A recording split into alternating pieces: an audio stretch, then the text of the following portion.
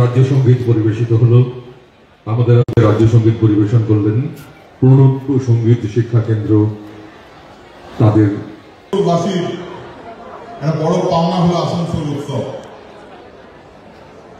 তাই সবার পক্ষ থেকে আসানসোল উৎসবের যিনি প্রাণ পুরুষ মাননীয় শ্রী মলয় ঘটক, মাননীয় মন্ত্রী, আসানসোলের উপকার, তাকে অনেক ধন্যবাদ এবং কৃতজ্ঞতা জানাই। আসানসোলের মানুষদের প্রত্যেককে অনেক অনেক ধন্যবাদ এবং কৃতজ্ঞতা জানাই আজকের এই উৎসবে আমাকে আমন্ত্রিত জানানোর জন্য। সবচেয়ে বড় কথা হলো যে শীতের শুরুতেই মলয়দার এই উপহার আসানসোল মানুষের প্রতি, এই যে 10 দিন ধরে উৎসবে মেতে থাকা, এটা উন্নয়নের সঙ্গে একটা উপরি পাওনা।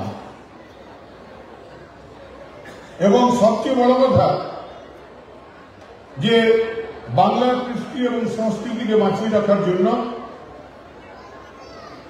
মাননীয় মন্ত্রীর চেষ্টা এবং বাংলা ভাষা এবং বাংলা গান তাকে এগিয়ে নিয়ে যাওয়ার সঙ্গে বিভিন্ন বাংলা ব্যান্ড, বাংলার ডোনাল আঙ্গুলির মতো বিশ্ববিখ্যাত যে নৃত্য পটবেশী আছেন, তারা এই মঞ্চে আসানসোলের মানুষকে আনন্দ দেবেন। তাই আসুন এই 10 দিন সবাই মিলে আসানসোলের মানুষ এই উৎসবে মেতে উঠি, আসানসোল এই উৎসব উপভোগ করুন। আগামীকাল থেকেও দুর্গাপুরেও মাননীয় মন্ত্রী প্রদীপ মজুমদারের নেতৃত্বে আমাদের শুরু হতে চলেছে দুর্গাপুর উৎসব। টুইন শহর আমাদের জেলার আসানসোল এবং দুর্গাপুর।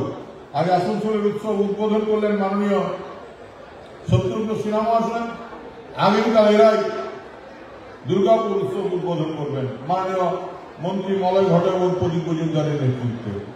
তাই সবাই গোটা জেলা এই শীতের শুরুতেই উৎসবকে আবাহন করে এবং বরণ করে নিন। ভালো থাকুন, ধন্যবাদ।